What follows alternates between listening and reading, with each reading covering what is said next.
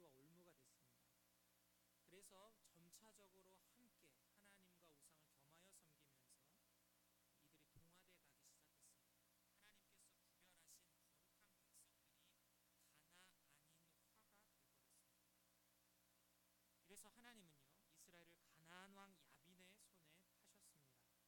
당시 이 야빈, 가나안 왕 야빈에게는요, 시스라라고 하는 걸출한 군대 장관이 있었고요, 철병거가 이 900대나 있었습니다. 이 철병거가 900대다라는 사실 하나가요, 이 최강의 철제 무기를 갖추었던 강력한 군사력을 보여주는 이 가나안의 모습이었습니다. 이 가나안 왕 이 야빈이요, 20년간 이 강력한 힘을 가지고 이스라엘을 압제했습니다. 이런 고통이요, 그동안 겸하여 우상 숭배를 하고 있었던 이스라엘의 교만함과 무감함을 깨웁니다. 그래서 그들이 그제서 하나님을 부르짖어요. 하나님 도와주세요. 하나님은 이들의 부르짖음을 외면하지 않으시고 구원의 손을 펼치십니다. 하나님은요, 사사 드보라를 세우시는데요, 이 드보라가요, 용사 바락을 불러서 군대를 조직하고 가나안과의 일전을 벌이게 합니다. 객관적인 전투상으로 보면 승산이 없는 게임이었는데요, 이때 놀라운 일이 일어나죠. 하나님께서 갑자기 하늘을 여셔서 비를 뿌리셨습니다. 질퍽거리는 땅 위에서 이 철병거는 무용지물이 되죠. 오히려 전력 손실의 원흉이 되었습니다. 그래서 당연히 이길 줄로 알았던, 절대 권력을 가지고 있었던 이 가나안군은 대패하고 흩어집니다. 이 군대 장관 시스라도 목숨을 겨우 부지한 채 인근의 헤벨이라는 사람의 집으로 피신을 하죠. 이 화평 관계가 있었거든요. 이때 헤벨의 아내 야엘이요, 이 심신이 지친 시스라를 잘 영접하고 극진히 섬겨줍니다. 기력 회복을 위해서 이때 잠시 마음을 놓고 잠을 청했던 시스라, 이때 야엘이 이 장막 말뚝을 가져다가 이 시스라를 해치죠. 그리고 야엘은 곧 이어서 시스라를 추격하던 바락을 영접하고 주검이 된 시스라를 보입니다. 이날을 기점으로 가나안 야빈은 힘을 잃고 끝내 진멸하게 됐다. 이 내용이 이 사사기 4장 5장에 걸친 내용입니다. 여러분, 철병거 900대, 눈으로 봐선 도저히 이길 수 없는 강력한 무기인데 비를 내리셔서 한순간에 무용지물로 만들어 버리시는 하나님. 하나님은 우리의 생각을 뛰어넘어서 승리하게 하시는 하나님이십니다. 할렐루야. 오늘 이런 아름다운 하나님의 이 승리의 역사가 기록된 말씀 속에요, 등장하는 이 세 명의 인물을 중심으로 오늘 말씀을 살펴보고자 하는데요, 먼저 볼 사람은 이 사사 드보라입니다. 4절을 보시면 오늘 드보라는 이 랍비돗의 아내요, 여선지자 드보라라고 소개합니다. 누구누구의 아내, 여선지자, 모두 이 드보라가 여자 사사였음을 강조하고 있습니다. 이 드보라가 잘한 일이 있었는데요, 그게 뭐냐면 5절 후반을 보시면 이스라엘 자손은 그에게 나가 재판을 받더라 라고 말합니다. 하나님 말씀에 드보라가 탁월했다는 거죠. 선지자로서, 하나님의 말씀을 맡은 자로서 말씀에 탁월했어요. 그래서 하나님의 말씀으로 선악을 잘 분별했습니다. 판단했습니다. 그래서 바르게 재판을 했죠. 이스라엘 사람들이 이 드보라에게 나와 재판을 받았습니다. 그런데 여러분 생각해 보세요. 지금 20년간 압제당하고 있는 이스라엘에게 필요한 것은 재판장이 아니라 용사가 필요한 상황입니다. 그렇지 않아요? 이제 가나안을 물리칠 사람이 필요한데 재판을 잘하는 사람이 아니고 용맹한 용사와 전사가 필요한 그런 때였죠. 그런데 하나님은 여자 사사를 세우셨어요. 잘 맞지 않는 것 같죠. 하나님 이러한 때에 철병거 900대를 지닌 이 가나안 야빈을 어떻게 저 여자가, 재판하는 사람이 어떻게 싸워서 이길 수가 있겠습니까? 하나님의 부르심에 의문을 갖는 사람도 있었을 것입니다. 이러한 이 사사 드보라의 이어지는 행보를 보십시오. 4장 6절, 드보라가 사람을 보내어 아비노함의 아들 바락을 납달리 게데스에서 불러다가 그에게 이르되, 드보라가 전쟁에 능한 사람을 선택합니다.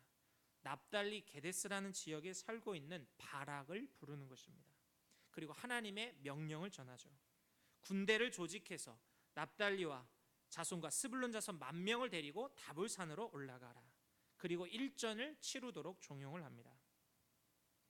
드보라에게는요, 전쟁을 치룰 전술은 없었지만 사람을 적재적소에 세울 수 있는 지혜가 있었습니다. 자신이 할 수 있는 일과 잘하는 일과 자신이 할 수 없는 일, 부족한 일을 잘 볼 수 있는 명철이 있었습니다. 동역자를 불러서 자신의 부족한 부분을 보완하게 하죠. 이 드보라는 알았던 거예요. 혼자서는 이런 일들 다 할 수 없다. 혼자서는 안 된다.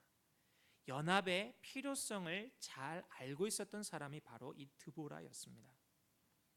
오늘 드보라가 이 바락과 함께 연합함으로써 온전해졌습니다. 그리고 나가서 싸우게 됐고, 이러한 연합은, 이 다름의 연합을 통해서 서로 풍성한 하나님의 역사를 이루게 되는 일들이 일어났죠. 제가 이 결혼한 내용인데요, 제가 이전에 사역하던 교회에서 제가 지금의 이 사모를 만났습니다. 저의 제자였습니다. 제 청년부 그리고 리더가 제 사모였어요. 근데 처음에는요, 지금의 사모가 제가 잘 마음에 들지 않았습니다. 청년이었던. 왜냐하면 너무 느려요. 그리고 굉장히 직선적이었습니다. 단순했다는 거예요, 다르게 얘기하면. 근데 저는 성격이 굉장히 급합니다. 그리고 계산도 많이 해요. 이런저런 생각을 많이 합니다. 그래서 제가 보기에 항상 좀 답답한 사람이었어요. 조금만 빨리 하면 좋을 텐데, 조금만 생각하고 하면 좋을 텐데, 서로가 안 맞는 거예요. 그래서 처음에는 제가 별로 흥미가 없었습니다. 그런데요, 하나님께서 부부로서의 연합을 이제 이루어 가시는 이제 과정을 만드시기 시작했는데요, 제일 먼저는 하나님께서 저의 눈을 바꾸기 시작하셨습니다. 그리고 신묘막측한 연합의 신비를 보여주시기 시작했습니다. 저는 이거를 반반의 신비라고 부릅니다. 처음에는 단점으로 보였던 아내의 다름이요, 하나님이 주신 눈으로 보니까 하나님이 나보고 조금 더 천천히 가라고 저 사람을 붙여주셨구나. 하나님, 내가 생각이 너무 많으니까 생각을 덜하는 사람을 만나게 해주셨구나. 이 반반의 신비. 그래서 하나님이 정말 짝지어주신, 예비해주신 내 배우자였구나. 하나님 감사합니다. 그리고 아내를 보면서 아내는 저 때문에, 사모는 저 때문에 조금 더 신속해지고 조금 더 생각하고, 이런 놀라운 신비가 나타났습니다. 할렐루야. 지금도요, 근데 이 다름 때문에요, 사모와 저희 다름 때문에 지금도 이 다름 때문에 싸워요. 갈등이 나타납니다. 그런데 제가 조금 지나서, 갈등을 지나서 조금 후에 생각해 보면요, 하나님이 나에게 주신 안전장치다라는 생각을 합니다. 제가 막 다름질하면 안 되니까 하나님이 한 번 더 생각하라고 주신 안전장치인 거예요. 예전에 제가 아는 일선에 있는 목사님이 그런 얘기를 하세요. 저에게 그 장로님들에 대한 이야기를 하시면서, 어떤 장로님들은 목사님이 하자고 하는 일들을 목사님 그거 하셔 하고 이게 추진력을 밀어주시는 장로님들이 계시대요. 근데 한대쪽에는 무조건 목사님이 얘기하면 뭐 생각하지도 않고 반대하시는 장로님이 계셨다는 거예요. 그래서 목사님이 너무나 힘들어서 새벽마다 엎드려서 그 장로님을 위해서 기도했다는 겁니다. 하나님, 저 장로님 어떻게 하면 좋습니까? 그랬더니 새벽에 하나님 응답을 주셨는데, 반반의 신비. 그 장로가 너에게 복이다 말씀하시더래요. 너를 브레이크 거는 장로가 너에게 복이다, 그렇게 말씀하셨다는 거예요. 나에게 추진력이 되는 장로들은 나에게 큰 격려와 위로가 됐고, 나와 생각을 달리하는 장로들은 나의 생각과 지각을 넓혀주는, 그래서 나에게 복이 되는 그런 장로님들이었다. 하나님의 그 응답을 받고 장로님을 보니까 너무나 사랑스럽고 감사했다, 이런 고백을 하세요. 혼자서는 안 된다는 거죠. 하나님의 나라를 이룰 때 우리 스스로는 안 된다는 것입니다. 하나님은 다름을 통해서 우리에게 연합의 필요성을 말씀하세요. 차이를 인정하고 서로를 온전하게 세우는, 그리고 이 풍성함 가운데 하나님의 역사를 이루어 가시는 것이 하나님의 섭니다 말씀하십니다. 사랑하는 성도 여러분, 우리가 교회 생활을 할 때, 가정에서 생활할 때 나와 다른 사람이 있죠. 이번에 우리가 새벽에도 이 남자와 여자의 다른 차이점에 대한 말씀을 들었잖아요. 이런 다름은 하나님께서 나를 온전하게 하시고 풍성하게 하시는 이 축복의 통로입니다. 할렐루야. 서로 인정해주고 서로에게 부족한 부분을 채워주고 하나님의 일을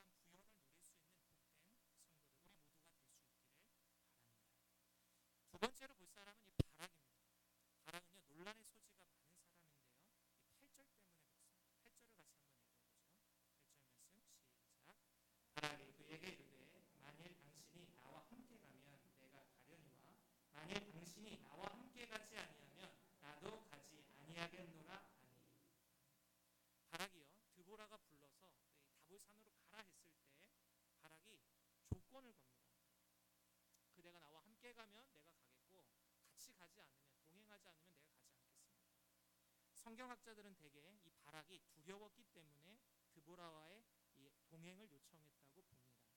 믿음의 결여로 본 것이죠. 그런데 반대쪽 의견도 있습니다. 바락의 행동을 오히려 믿음의 행동으로 봅니다. 왜냐하면 여인이었지만 드보라를 사사로 인정했다는 거예요. 하나님의 말씀의 사람으로 봤다는 거죠. 모든 환경에서 하나님의 음성에 귀를 기울이고 싶었기 때문에 드보라와의 동행을 요청했다는 거예요. 그래서 드보라가 이 시스라가 여인의 손에 파실 것을 이야기한 이 부분에 대해서도 이게 너가 말을 안 들었기 때문에 믿음이 부족했기 때문에 그런 것이다로 보지 않고요. 미래에 되어질 일을 설명한 것이다. 이러한 해석도 있습니다. 어찌되었든 간에요. 성경은요. 이 바락을 믿음의 인물로 기록하고 있습니다. 히브리서 11장 32절 내가 무슨 말을 더하리요? 기드온, 바락, 삼손 입다, 다윗 및 사무엘과 선지자들의 일을 말하려면 내게 시간이 부족하리로다. 믿음의 장에, 믿음장의 이 히브리서 11장에서 이 바락을 믿음의 사람들, 믿음의 선배들의 이 계보에 넣고 있어요. 그렇다면 바락에게서 발견되는 믿음은 무엇인가? 믿음으로 쌓은 이 믿음의 용맹도 있습니다만 더욱 빛나는 것이 있는데 그것은 바로 믿음의 겸손이었습니다. 9절을 같이 한번 읽어보죠. 4장 9절 시작. 이르되 내가 반드시 너와 함께 가리라. 그러나 내가 이번에 가는 길에서는 영광을 얻지 못하리니 이는 여호와께서 시스라를 여인의 손에 파실 것임이니라 하고 드보라가 일어나 바락과 함께 게데스로 가니라. 아멘. 이 드보라가 이야기를 하는 거죠. 이 조건을 걸고 있는 말을 하고 있는 바락에게 네가 이번 전투에서 영광을 얻지 못한다. 이 넘어갈 것이다. 이 말을 듣습니다. 여러분 바락의 입장에서 지휘관의 입장에서 전쟁을 이끌어가는 이 최고 총책임자 입장에서 이 닥쳤던 게 지붕 쳐다보듯이요. 이 고생은 고생대로 하는 거예요. 그런데 공은 다른 사람에게 간다. 그리고 이름 모이를 여인에게 간다. 여러분 싸울 맛이 낫겠습니까? 이거 뭐야? 내가 고생은 다 하는데 아무것도 없는다고? 뿐만이 아니죠. 전쟁 후에도 이스라엘을 바락이 다스리는 게 아니었습니다. 이 사사 드보라가 통치하는 거예요. 이런 사실을 알고도 전력을 다해 싸울 수 있었겠습니까? 그런데 오늘 이 말씀의 바울은요. 그렇게 했다는 거예요. 전력을 다하고 목숨을 다해 싸웠다는 것입니다. 왜? 이 전쟁이 하나님의 전쟁임을 믿었기 때문이에요. 20년간 학대받던 이스라엘을 건지시는 하나님의 뜻임을 믿었다는 거예요. 하나님의 명령을 그래 순종해 받은 거죠. 누가 영광을 얻든지 누가 통치하든지 누가 이름을 얻든지가 중요한 것이 아니었습니다. 몹시 중한디 바락에게는 이름이 중요한 것이 아니라 하나님이 중요했던 거예요. 여러분 우리도 마찬가지입니다. 우리가 하나님을 잃어버린 순간 항상 그 자리에는 내 이름을 채우고자 하는 욕망이 생겨요. 하나님이 보이지 않기 시작하면 그 자리에 내 이름이 자꾸 드러난다는 거죠. 그런 욕망이 꿈틀거립니다. 하나님의 영광을 썩어질 헛된 것으로 바꾸어 버립니다. 은혜에 감사해서 하나님 앞에 드리던 이 아름다운 헌신들이요, 하나님이 사라지자 추한 자기 주장으로 변해버려요. 하나님이 아니고 내가, 이 말이 자꾸 튀어나오는 것이죠. 이럴 때 사도 바울은 우리에게 권면했죠. 빌립보서 2장 5절 너희 안에 이 마음을 품으라 곧 그리스도 예수의 마음이니. 예수님은 본질상 하나님이셨지만 자기를 비워 자기를 낮추시고 죽기까지 복종하셨다. 주님은 우리 안에 이 예수 그리스도의, 바울은 우리 안에 이 예수님의 마음, 이 겸손의 마음으로 받으라, 충만하라 이야기를 합니다. 탐욕과 교만한 마음이 우리의 마음을 차고 오를 때마다 성령께서 우리 가운데 이 예수 그리스도를 바라볼 수 있도록 은혜 주시기를 원합니다. 그리스도의 겸손의 마음을 우리 가운데 충만하게 하시기를 원합니다. 정말 그렇게 기도할 수 있는 우리들이 될 수 있기를 바라요. 그런데요, 이 놀라운 것은 하나님의 섭리를 보십시오. 자기를 비우고 내 이름을 낮추고 그렇게 하나님을 섬기는, 그럴 때 하나님이 행하시는 일이에요. 빌립보서 2장 9절 이러므로 하나님이 그를 지극히 높여 모든 이름 위에 뛰어난 이름을 주사.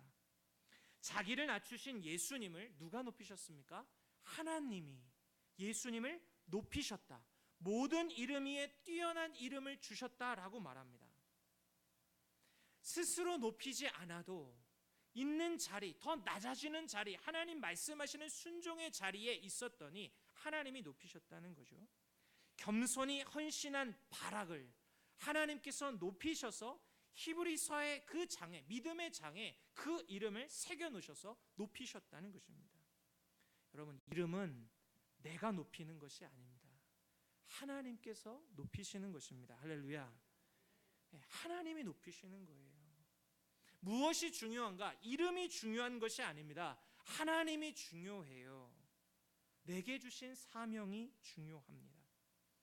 사랑하는 여러분, 명예가 아니라 사명을 쫓아 살아가는 우리 모두가 될 수 있기를 바랍니다.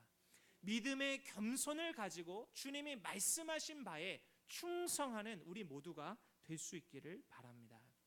여러분, 오늘 이 바락과 같은 믿음의 겸손, 이것을 놓고 기도해야 되는 이 중요한 시점이 우리 교회에 있어요. 항상 기도해야 하지만요, 바로 교회의 일꾼을 뽑는 직분자 선거입니다. 여러분, 이 믿음의 겸손으로 우리가 충만할 때 우리 간에 어떠한 일이 나타납니까?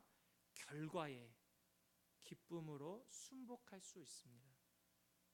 뿐만 아니라 결과에 상관없이 이전보다 주님을 더 사랑하고 섬기는 발걸음들이 더 많아질 것입니다. 대개 교회에서 세 가지가 시험에 많이 드는 일이라고 그래요. 교회가 건축을 할 때, 담임 목사님이 바뀔 때, 다음에 직분자 선거를 할 때 교회가 시험에 든다. 그랬을 때로 해서 더 많이 기도해야 된다 말씀이에요. 이 직분자 선거를 놓고 지금 많이 준비들 하고 계세요. 위원분들이, 그리고 교역자들이 열심히 애를 쓰고 이 준비를 하고 있습니다. 그러면서 정말 기도하게 되는 게요, 하나님, 이번 우리 교회 석관중앙교회 이 직분자 선거가 정말로 하나님의 은혜 가운데 치러지기를 원합니다. 이 시간들을 통해서 우리가 더 마음이 겸손해지고 이 믿음의 겸손들이 나타나고 건강해지고 온전해지고 아름다워지는 그런 일들이 가득하기를 원합니다. 그래서 누가 봐도 석관중앙교회 2018년도 직분자 선거 정말 아름답게 치루어졌다. 시험되는 사람이 아니라 정말로 하나님 앞에 더 온전하게 되어지는 하나님의 축복의 시간이 되었다. 이런 입소문이 나는 역사가, 축복이 우리 가운데 있기를 소원합니다. 할렐루야. 기도해 주세요.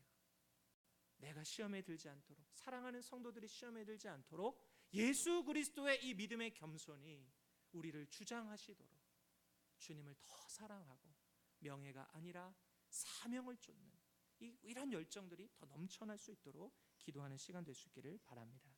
세 번째로는요, 이 야엘입니다. 야엘.